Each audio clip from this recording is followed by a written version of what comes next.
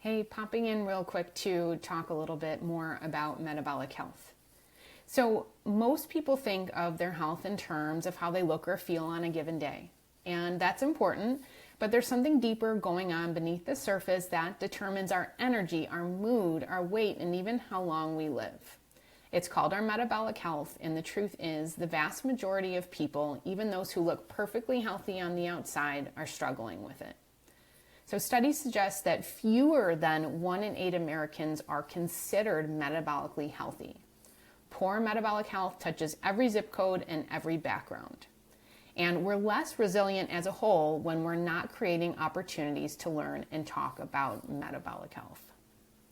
Marginalized communities have long faced the sharpest edge of this crisis with food desert, chronic stress from discrimination and economic hardship, limited healthcare access, and environments that are just not designed for well-being.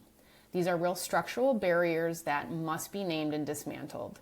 But metabolic health does not stop at any boundary. Across all communities, people are navigating ultra-processed food systems, sedentary lifestyles, poor sleep, and chronic stress.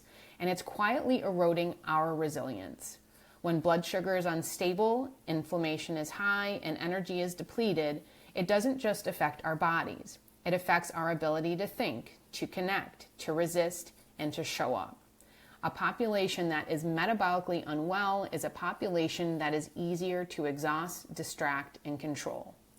That's why metabolic health knowledge needs to be in everyone's hands.